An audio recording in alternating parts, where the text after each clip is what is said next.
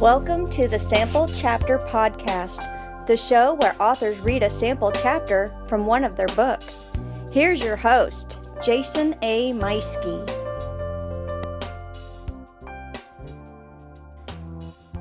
Good evening, and welcome to another episode of the Sample Chapter Podcast. Alright, I can't keep that up the whole time. Welcome back, everybody. This is episode 40 of the Sample Chapter Podcast. That's right, this is the show where authors read a sample chapter from one of their books. Oh, man, it's Halloween. I hope you have a lot of fun plans for Halloween. I know I do. I've already been dressing up at my other job, dressed up as the Dread Pirate Roberts at my night job the other night, and got some plans for this week. I also have big plans for late night Halloween, kicking off NaNoWriMo. That is National Novel Writing Month. So any of you other authors out there that are experienced in that, or maybe you're looking into trying NaNoWriMo for the first time, hit me up. Let me know. Just you know what? Just look for me on the NaNoWriMo website. You can search Jason Meiske, and you'll find me on there. Add me as a friend, add me as a buddy, and we'll root each other on. I'll add you right back. But that's that's NaNoWriMo. I'm anxious for this new story idea I've got cooking. I'm working on the one that I've got right now, but I'm also going to start something new, and that's exciting for me as well. But anyway, this is the Sample Chapter Podcast. Like I said, this is the show where authors read a sample chapter from one of their books. Now, where you can find us, we are on the new website, the new show host over at the Libsyn Network. Very, very happy to be here. Lots of great things going on with it. I'm really enjoying that the show is now being put out on even more networks than ever before. You can find us on Spotify, iTunes, pretty much anywhere that you can listen to a podcast. That's where we are now. And so I'm very, very happy to be available to you in all these formats.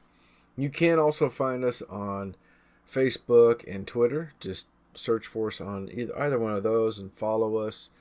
You can hit that like button and make sure you don't miss out on anything.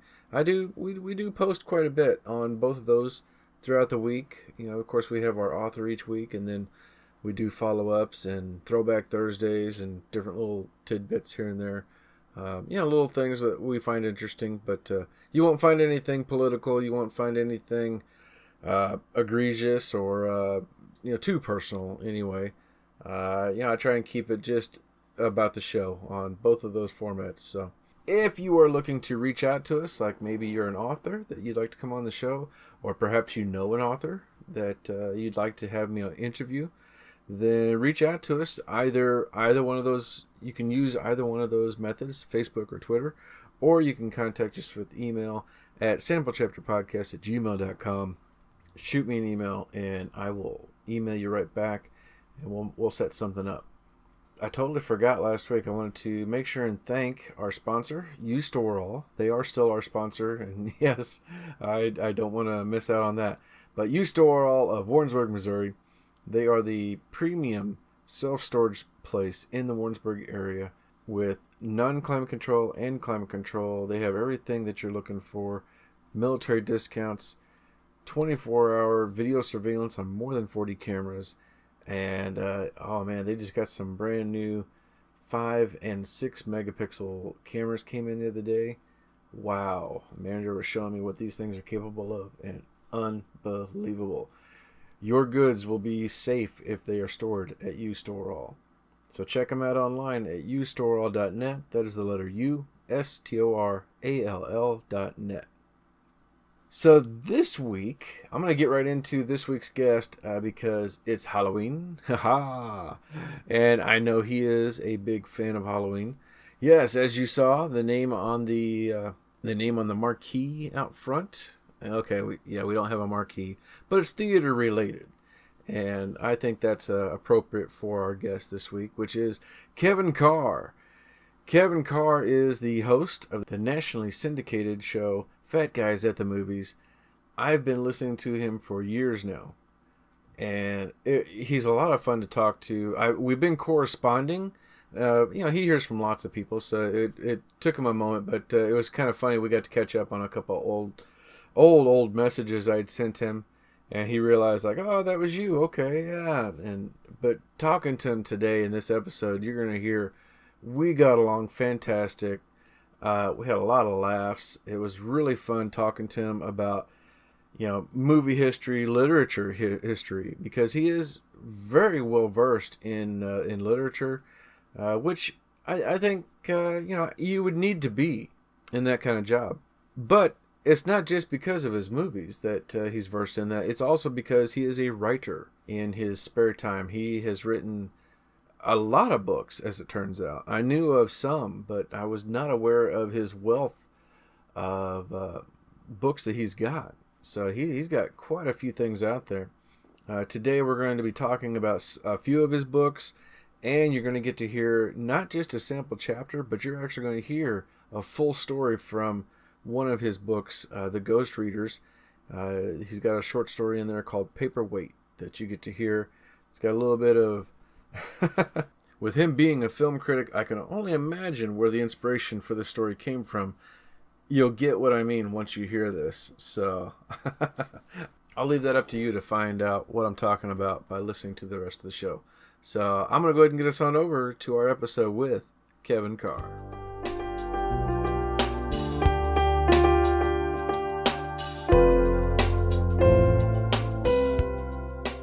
Welcome back, everybody. It's another episode of the Sample Chapter Podcast. Today, I am overjoyed. That's what it is. I'm overjoyed because I am having the pleasure of talking with nationally syndicated host of Fat Guys at the Movies, horror and sci-fi author Kevin Carr.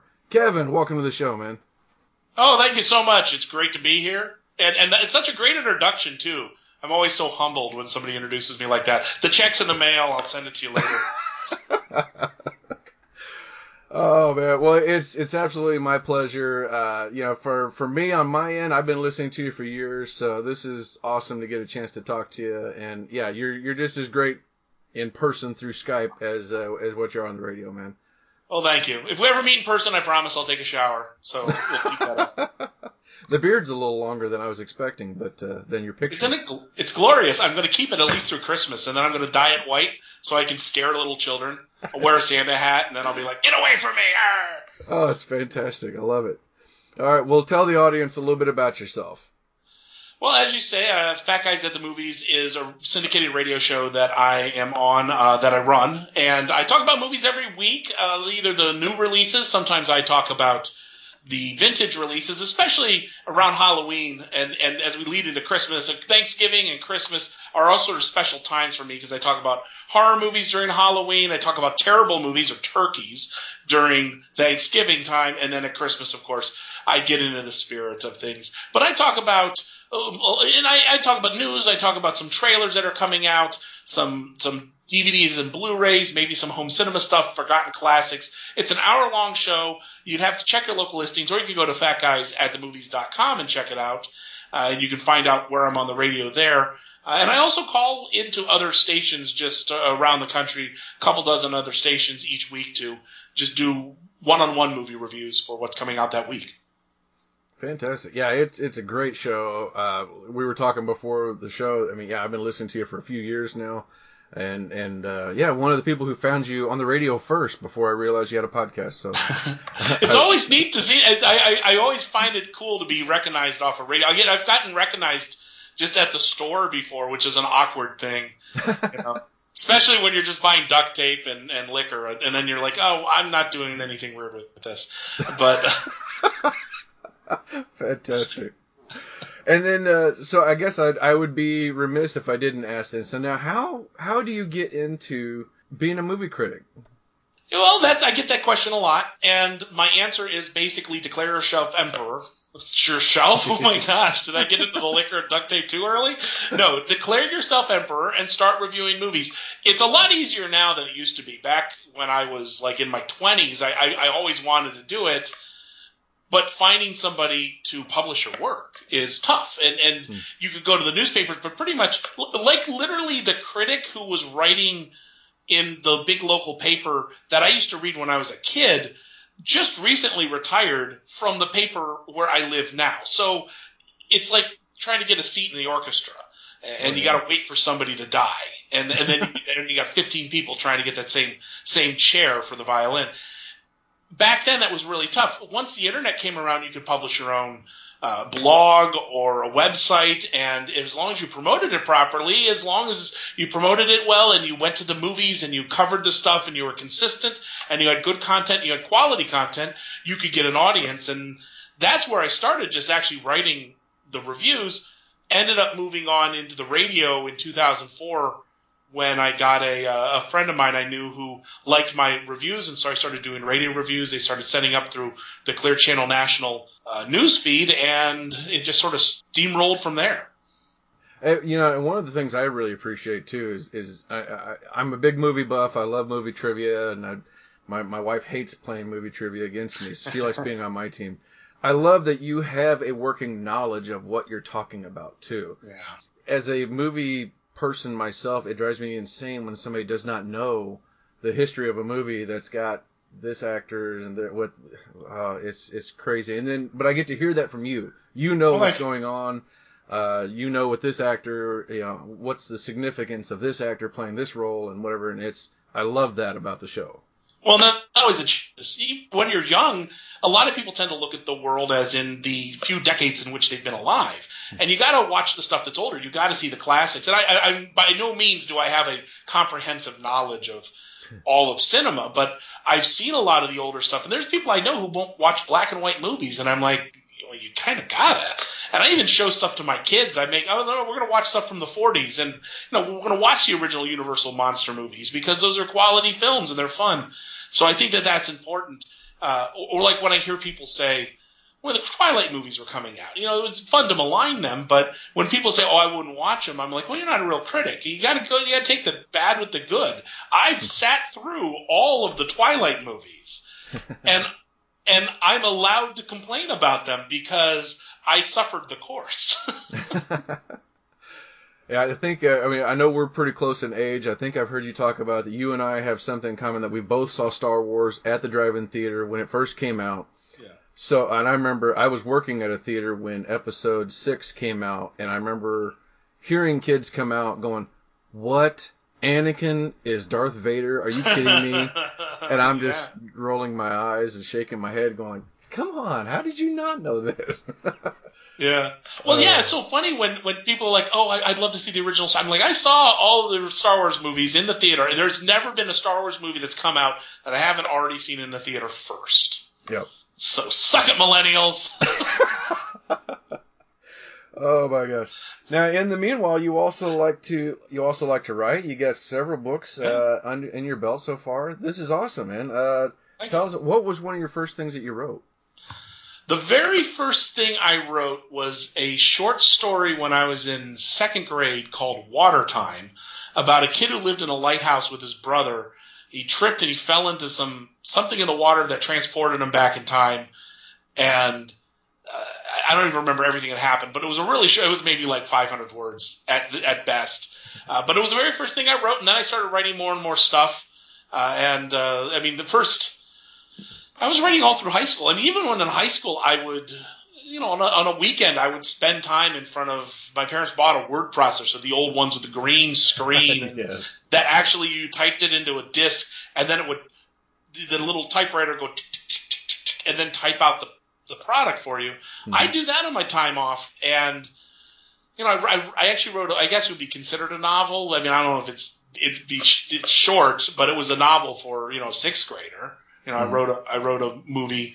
It's called Movie Madness. It was about, I'll tell you the story. You can steal it if you want. It was about this guy who could project himself into movies, like Dennis Quaid's character in Dreamscape, and he had to fight a guy named Doomstorm, which was trying to bring back the Nazis. So yeah, it was terrible. But I wrote this book all longhand. I think it's probably 40,000 words, I think. But I mean, that's a lot when you're like sixth grade. Oh yeah. Yeah, that's awesome. That's awesome. Now, when was your first one published that you had out? The very first thing I had published was a story called The Ghost Readers. It was back in 95, I think, maybe 94, 95. I got my acceptance letter, hey, we're going to publish your story. Is that what the acceptance letter on December? On December, is it December 7th? It's the same day as the bombing of Pearl Harbor. Oh, okay, yeah. Except it wasn't 1941. Yeah. It was the same day as when I got it. It's a day that would live in infamy. So it was a short story called The Ghost Readers. They published it in a magazine called Pirate Writings, which was a semi-prozine back in the 90s, one of the higher class semi-prozines. If you don't know the terminology of that, it used to be you had in science fiction and horror, you had like the big ones in genre fiction. You had stuff like fantasy and science fiction, Asimov science fiction, Analog, and then for mystery you had Ellery Queen Mystery Magazine and Alfred Hitchcock. And then for horror, there wasn't a whole lot. There was I think Weird Tales came and went a couple times. It'd been around since the 20s. And then there were like semi-prozines that were really nice. There were pulp interiors but slick covers, and there were ones that were not quite the big level run by big publications, but they were reliable and had Pirate Writings was there. Cemetery Dance was one. There's Aboriginal science fiction. That was both by DNA Publishing. And so you had a lot of – and so like I said, Pirate Writings was kind of like one of those higher level semi-prozines. And they bought my story and they published it. They had this really nice artwork done on it, which was fantastic. And, I got, $12 for it, whatever it is that they give you for, I don't know, it was like a 3,000 word story, if that. And, it was a thrill for me. I actually framed I cashed the check and I took $1 out of it. And I framed it in a, how like if you go to like a they'll frame their first $1. So I framed the first $1 I made from writing professionally.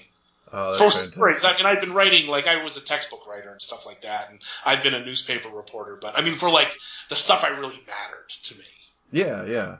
Yeah. Once you're starting to do the dream, then you want to make sure you capture that moment. So that's awesome. Yeah. Now, since then, you've gone on to write several other books that you've put out there.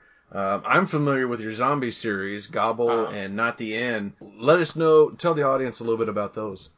Well, those are basically, one-shot novellas that I made available on Amazon, and they're not the full size of a novel because sometimes you want those kind of 1-hour reads, and that's one of the things that digital publishing has really helped. Back when digital publishing wasn't a possibility, it was very hard. Those middling-sized books and stories were really hard to find a home for because of cost and paper printing and that sort of thing. So you could get them in a magazine, but then again, you're asking for a lot of space in the magazine, so that you'd be bumping out a lot of other stories, and it wasn't big enough to publish in a book format. Stephen King talks about this in his book Different Seasons, which were all those novellas, Stand By Me and The Shawshank Redemption, all that stuff comes out of it.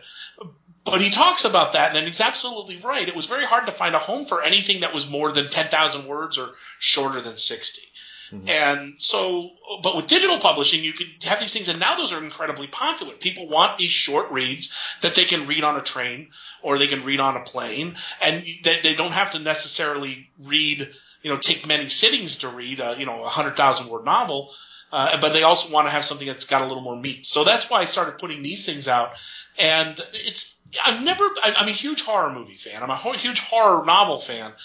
I'm not a big zombie fan, and I have my reasons. I think it's a bit oversaturated now. Yeah. But I wanted to kind of do my own take on it, and I can't tell you what the catch is. You kind of have to read the story. I don't want to tell you too much about and I don't even think, because I know you read Gobble. Yeah. I don't even think I talk about that in that. But in Not the End was the first one. I said, wouldn't it be interesting if zombies, I've never seen it work I've seen it a couple times work like this, but I want to try this. And so I have a little catch to the zombies. So it's not just that they're zombies and they're zombies forever. It's not an us and them type thing.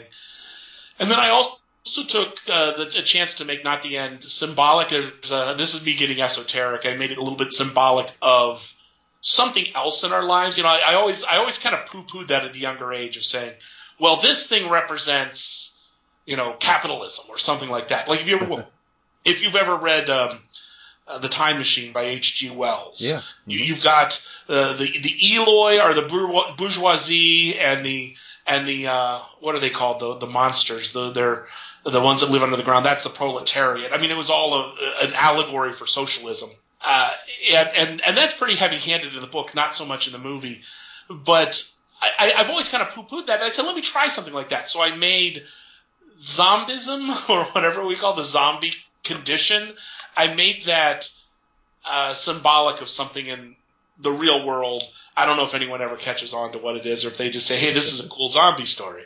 Because George Romero did that with Night of the Living Dead. Well, more Dawn of the Dead, where it was about just rampant commercialism. They're walking through a mall just because they don't know where to go, and they're lost, and they're bumping into things. And it's blind commercialism. Did that answer your question? I went off on a real tangent there. Didn't I? Well, I guess editor. Well, I'm guessing. So, like, Not the End was like the zombie tale, and then Gobble was the how the zombie outbreak took place. Yeah. Well, I wanted to frame it in a holiday setting, because I thought it'd be nice to start releasing these around holidays, so you get a little bit of traction with that. Because anything that I've written that's horror related tends to do better in October. That makes sense. People are reading horror stuff in October. So I said, well, let me write one. And it was Thanksgiving was coming up, and I kind of had this idea. And I said, well, let me tell a different aspect of it. And in the story of Gobble, it's about this couple that go visit their family. And everyone loves family dinners, don't they? It's always just awful sometimes. So it's like the worst family dinner that could possibly happen, because people start turning into zombies there. And it's when one of the outbreaks has started. And it's multiple places, and they could be traced back, but it's not looking at it from the CDC coming in. It's basically, here's one of the little stems of the zombie infection that makes its way into this house, and how people deal with it. But then, of course, you're forced to deal with your family and the horrors that's involved with that. Yeah. The little twist to the family dynamic was outstanding. I loved it. So I told my wife. I think I told my wife all about it in an hour-long drive. We went somewhere, and I was telling her all about it, and she was like, "All right, well, that sounds great. Where is it?" I was like, "What's on my Kindle?" And she was like, "Oh, well, I'll never get to read it then, because I'm always reading something else." So you're always busy. I understand. Well, tell us about 13 Turns. 13 Turns is a horror anthology. And like I said, I wrote pirate. This goes back to with pirate writings, and I had throughout the 90s, I published a handful of short stories and that sort of thing. The publishing world was in mid-collapse at that time, and you can look at it now, and it's sort of like looking back at the Roman Empire, and you can say, oh, well, this is when the Roman Empire was in decline. And you can look back at the 90s when print publishing was really starting to become cost prohibitive in a lot of ways. The old pulp magazines of Galaxy and If and that sort of thing, long gone, and print and shipping was becoming very expensive, and it was harder and harder to keep these magazines afloat. And that's when I was kind of coming into my own as a writer, so I wrote a lot of these things, and I had some things published here and there, and the whole thing was you want to get published to the point that it's worth putting your name on the cover. And I got to that point. In Aboriginal science fiction, my name on the cover, new stories by blah, blah, blah, Kevin Carr. It'd be nice if I actually had a story in that magazine. Someone made a mistake, and either they attributed it to me and they put that on the cover at one point. I literally have a copy of Aboriginal science fiction with a story with my name on it. That's not me. Unfortunately, never got paid for it either, but and by that point, the entire industry was imploding just with the cost, and they hadn't quite ramped up online publishing yet. You had this about a 10 or 15 year divide of when print publishing was really going down, and then it wasn't until you kind of had Amazon and Kindle and Nook and that sort of thing kind of becoming a viable option in the 2000s. And then kind of that's where a lot of that indie publishing went, and that's where a lot of these small that's the small press nowadays. The small press is really, really small if it's print, but that's where small press went. Unfortunately, that happened right when I was writing. So I had a whole batch of stories, some that were published that then disappeared because the magazines went out of business. Some of them just never got published. So I decided to start collecting them into either stuff I published, some stuff that was unpublished, collecting them into anthologies and making them available on there. 13 Turns was the first one. I said I took 13 horror stories because 13 is a good number for horror. Mm-hmm. And there's 13 terms in a Hangman's Noose, so that would be the idea of it's 13 terms. And so I said, let me throw a bunch of those stories together and make make an anthology of it. So you got a whole variety of stuff out there in terms of 13 terms. There's a lot of stuff I love. I mean, it was one of the earlier things that I actually published. We got a lot of them are some of them have influence from Frankenstein, the story of Frankenstein, because it was one of my favorite books. There's one called Outrageous Justice, which is a response to the O.J. Simpson verdict back in the 90s. Yeah. And Ashes to Ashes is one. That's another one that has connective tissue to Frankenstein that I actually shot as an independent film back in the 2000s.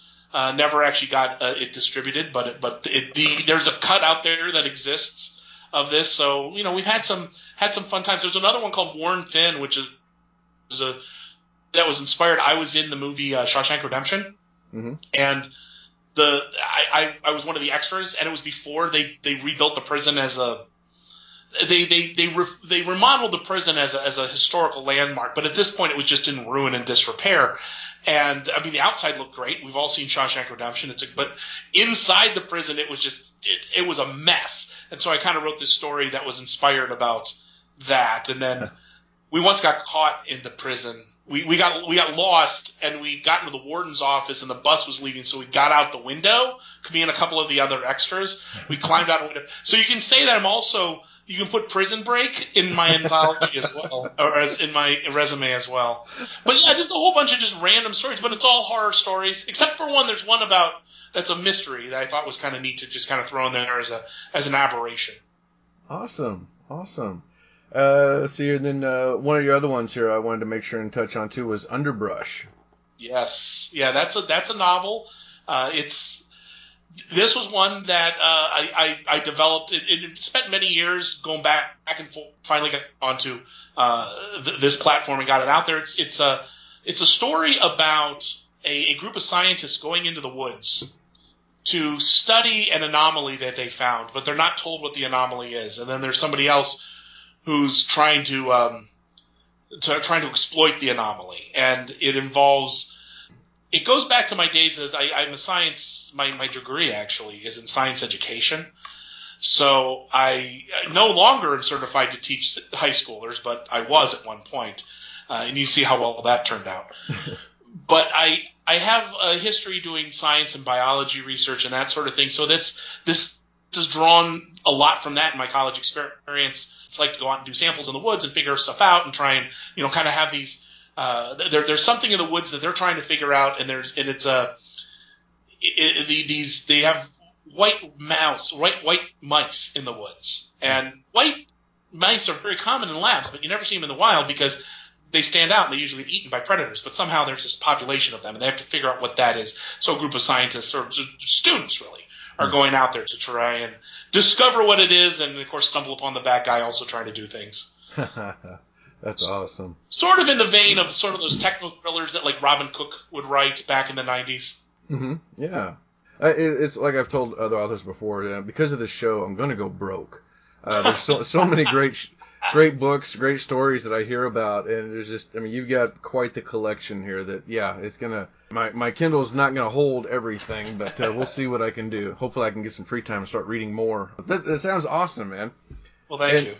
And you're doing more writing, so you got some more coming soon? I've got some more stuff coming soon. Actually, right now, if you want to, you can go to the Fat Guys at the Movies webpage.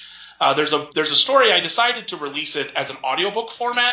Mm-hmm. It's called Bedridden, and it's about 10,000 words. It takes about an hour to listen to.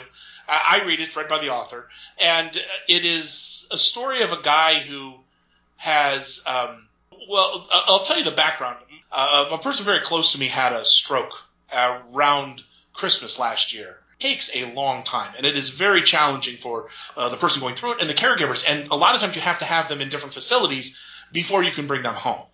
And some of the facilities were great. Some of the rehab centers were just wonderful, and some of the physical therapists were great. But there was just one place that this guy was in that was just awful. I mean, it was a nightmare. It's just everything that could be bad with it would be bad. And it really inspired me to sort of develop this horror story around it. Of course, in this one, in Bedridden, it's about a guy who had a stroke and ends up in like the worst rehab center you could be. But of course, it's not just what happened in real life to people that I know. I make it a little more. It's pretty demonic at times and pretty horrifying, and it uses elements of like H.P. Lovecraft and these sort of faceless, nameless beings that are somehow orchestrating this. And the guy's trapped because he has a stroke and he's paralyzed and he can't get out. And it's the story of him trying to even know whether what he's seeing is real or whether experiencing it just in his head, which can be very confusing for a stroke patient. So there's a lot of personal skin in the game on this one, but it's also something that's very cathartic to put out there. So you can go download that now. If you go to the Fat Guys at the Movies page, it's up there. If you go to the Fat Guys at the Movies podcast feed through iTunes, it's there too. You can download it. So that's one thing that's out there right now. And then I'm going to be doing another zombie one-off short novella for Christmas called Not Even a Mouse. So hopefully, and that'll show another angle of the zombie apocalypse. I wonder, will the mice be white? I don't know. Oh, hey, that's right. They could be. They could be like a backdoor pilot to get you to read Underbrush. That's right. That's one of those things. I have no idea. But that's one of those things. I always like that whenever you get something that ties in with another book, and you're like, oh my god, yes, I got to go read that now too. So. Yeah. Well, that's right, because it gives me one of the things with it using mice, because I think that I'm not going to lie that there's something to do with mice in there. I never was a huge fan of the movie I Am Legend, which is based on the Richard Mathens book. It's been done like a dozen times, but like the one with Will Smith. But one thing I did think that was neat about that movie is the dogs were also susceptible to this. Mm-hmm. So, because he has a dog at one point, and the dog gets bitten by a zombie, and he has to kill the dog because the dog would turn into a zombie itself. And so I'm like, that was kind of an interesting little tidbit in an otherwise terrible movie. It was an interesting little tidbit where you're like, oh, well, yeah, how would this infect other animals? Would the zombie apocalypse, would there be dogs or cats or goats or rabbits that are suddenly crazy? Oh, that's right. Yeah, and they did have the mice in there that were attacking the glass. Yeah. I forgot about that. And they had, I was in the movie 28 Days Later. I think the birds went bonkers in that movie too. Oh, wow, that's right. Man. So we could talk movies like just all night. I know, I slip back and forth. You see how I'm an eel in this show. I just slip in and out of movies to the books. That's my life, I guess. I think you're going on record as the first guest I've ever had who called themselves an eel. That's awesome. Oh man, Kevin, this has been a huge joy for me. I really appreciate you coming on. Tell people where can they find you? Well, the best place to go to find me is just go to fatguysatthemovies.com. You can go to fatguysatthemovies.com/books. You can see a link to my Amazon author page. If you go to fatguysatthemovies/radio, you can look up at the station list and you can find out if I'm anywhere in your area. If not, start calling your stations and say, hey, why don't you have this guy on your radio station? He's awesome. And do that enough times, and then maybe they'll contact us. But that's the best place to find me. Or just go to any movie theater and look for the fat guy and say, hey, fatty, and throw a drink at me. Just make sure I catch it. Oh, my gosh. Well, Kevin, it's been a blast. I've loved all this, getting to talk to you and hearing everything that you've got going on. You got a fantastic thing going, a great show, and I'm loving all your books, and I can't wait to read more. Ladies and gentlemen, I'm going to hand the floor over to Mr. Kevin Carr with, you're doing a short story from Ghost Readers, right? Paperweight? That's right. The Ghost Readers is another, well, obviously the Ghost Readers was the first story I wrote, and that's collected in the Ghost Readers and other stories. So you have some of the published and unpublished stuff, but Paperweight is a story I'm going to do for you now. It's the complete story. It's a relatively short one, but it can give you an idea. It also has stuff to do with movies. So, hey, nice. Here I am, eeling my way into this again. Awesome. All right. Well, ladies and gentlemen, Kevin Carr with Paperweight. Thank you very much. Paperweight. Few things irritated Brick as much as someone using a cell phone in a movie theater. However, no matter how many public service announcements run before a movie, and no matter how much the theater chain insists that it has a strict no phones policy in its cinemas, someone always manages to pull out their phone in the middle of the movie. What was worse for Brick was that he seemed to be the only person who bothered to do anything about it. Brick had no shame. He yelled at plenty of people, from teenagers to senior citizens, who decided their own short attention span was more important than the common courtesy to people around them trying to enjoy a film. Brick knew that he really had no room to talk when it came to following the rules that day. After all, he was playing hooky from work, taking an extra long lunch to catch a movie. He excused his own behavior on it being Friday before a long weekend, and nothing really happened at his job on a Friday before the holiday. Still, he didn't mind shaving off an extra hour or so of his workday to catch a movie. He was a stickler for the often unenforced phone policy at his local theater. The offender, a stereotypical hipster with a ridiculous beard and black plugs that stretched to earlobes, sat 2 rows down from him and was likewise alone. Brick was set to stand up and say something to him when the man's phone suddenly went dark. He hadn't turned it off. Instead, it just simply stopped working. This was clear to Brick, and everyone else in the theater, when the man looked at it inquisitively, then smacked it on its side. He tried to turn it on a few more times, but the phone was clearly dead. Knowing the tendencies for some cell phones to abruptly die from battery issues, Brick initially didn't think much of it. However, something caught his eye at the moment the phone's bright screen went dark. Down the row from him, Brick saw a man in a beige sport coat relaxing quietly. He was nondescript except for his actions at the moment the phone turned off. The man's right hand was extended out, making a finger gun that pointed directly at the phone user 2 rows ahead. He pulled his thumb trigger, which had perfectly synced with the phone turning off. As soon as that happened, while the offender was frantically trying to get his drug of choice to turn back on, the man in the beige sport coat held his index finger to his lips and blew on it as if it were a smoking gun. Brick could have sworn he heard the man whisper, "Do you feel lucky, punk?" It was an incident that Brick certainly thought was strange, but soon the glow of the large screen in front of him diverted his attention again. Brick was sucked back into the plot of the film and didn't think about the incident again for a while. A month later, there was another long weekend coming, and the Friday workload was considerably slow. As was tradition, Brick stole away to the neighborhood movie theater on a long lunch hour to catch a flick. As was also tradition, within the first half hour of the film, some inconsiderate jerk a few rows ahead of him pulled out a cell phone.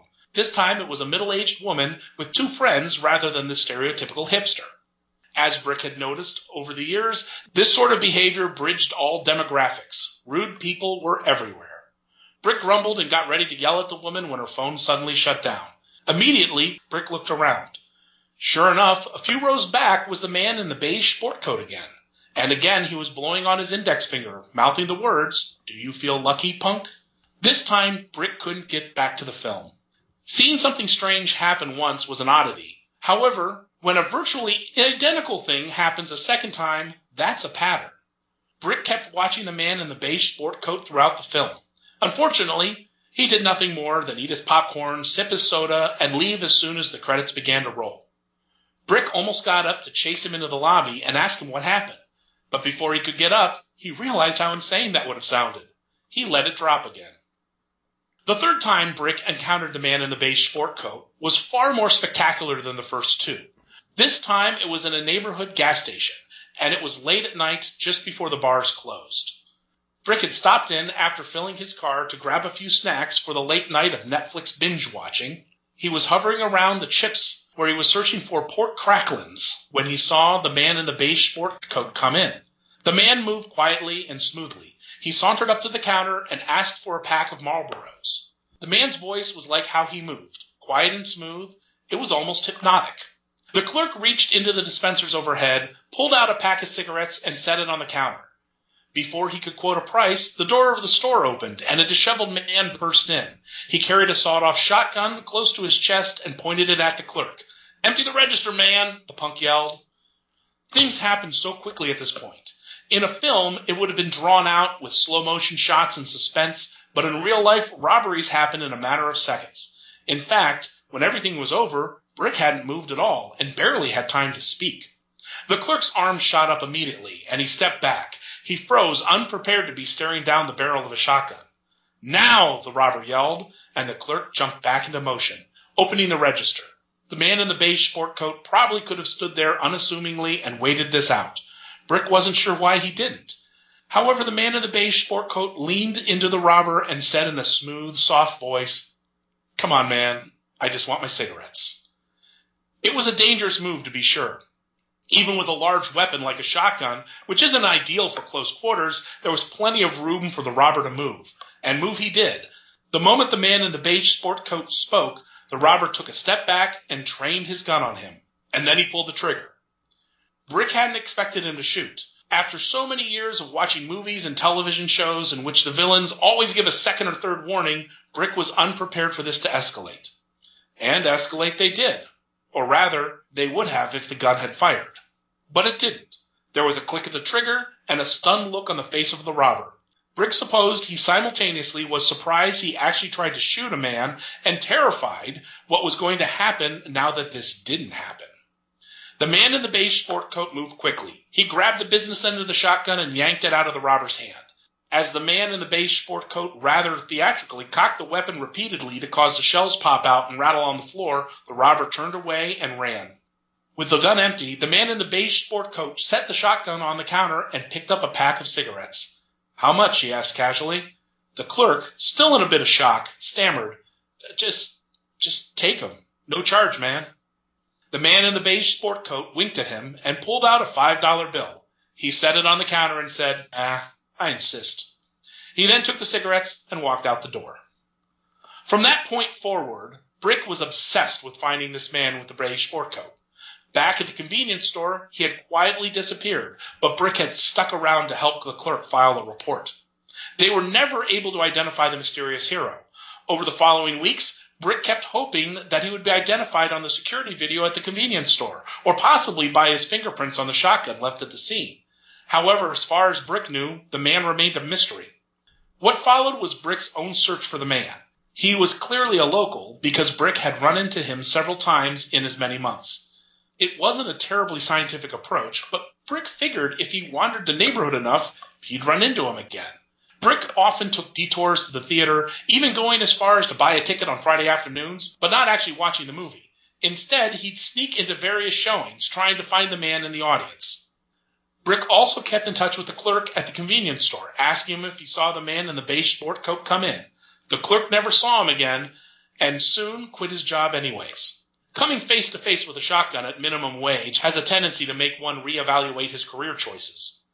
Even though Brick kept a rotating detail of local haunts around the neighborhood, the man in the beige sport coat eluded him. And then one day, Brick nearly tripped over him. Brick was actually in a rush, heading back to his car after snooping around the movie theater.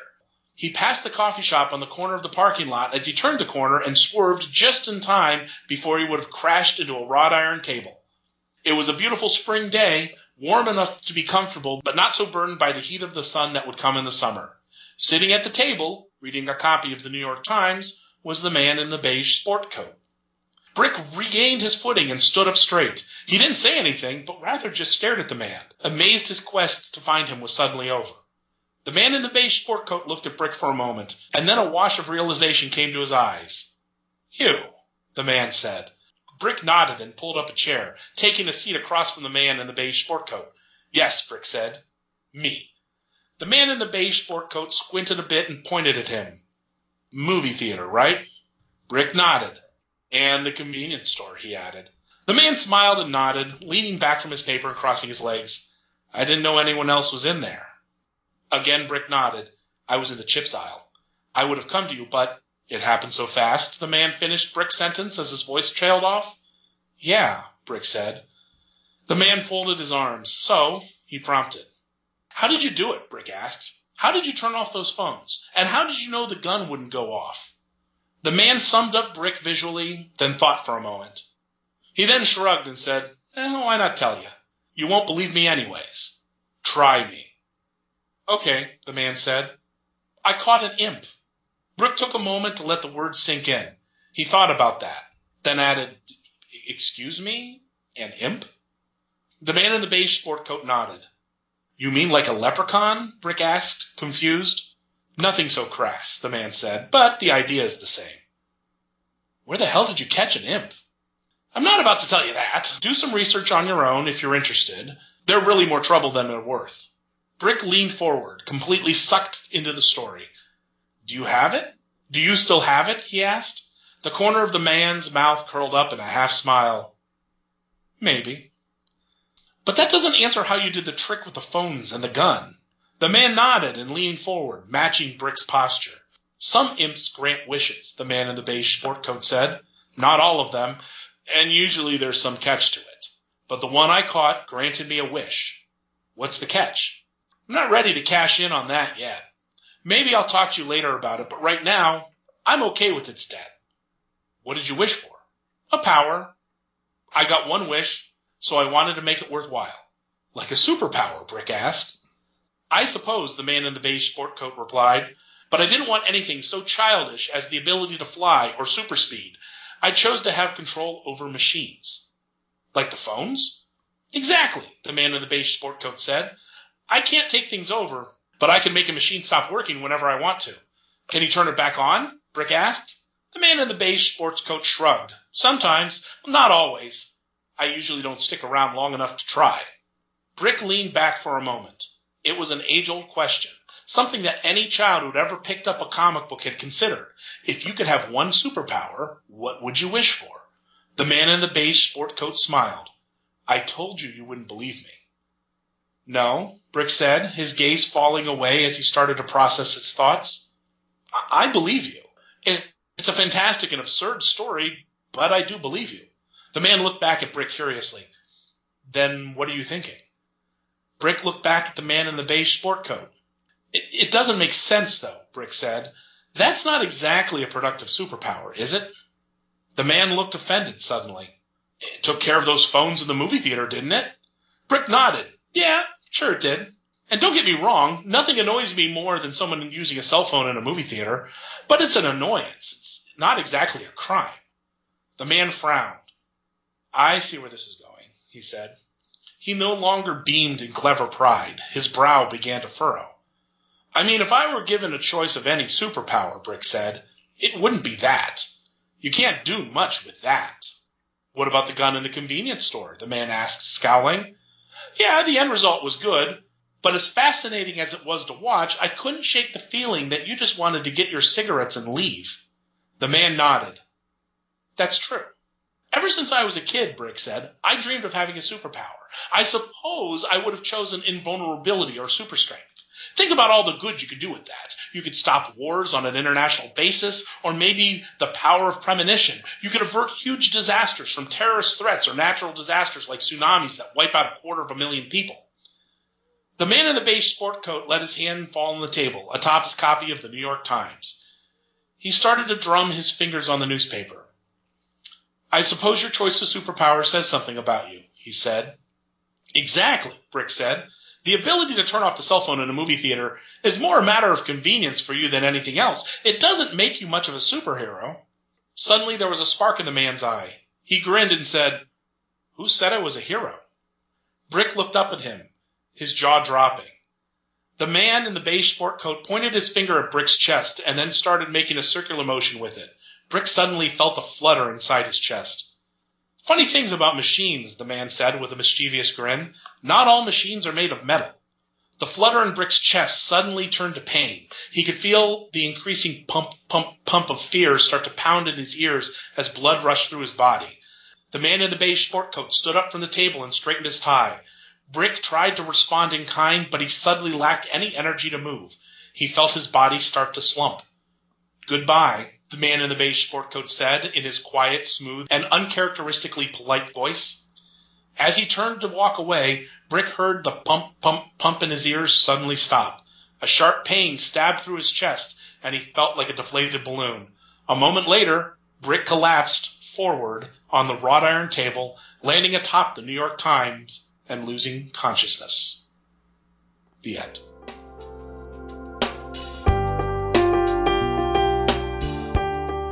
Okay, that was awesome. That was Kevin Carr reading Paperweight, his short story from the Ghost Readers and Other Stories collection.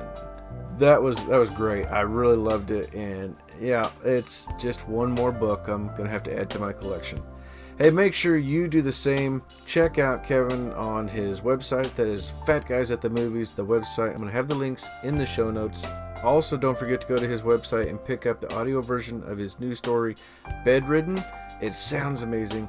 Don't forget to click that like button and follow our show so that way each week you get to listen to a new author, a new story, and a new sample chapter. We'll see you next week. Have a great Halloween, everybody, and be safe. Bye.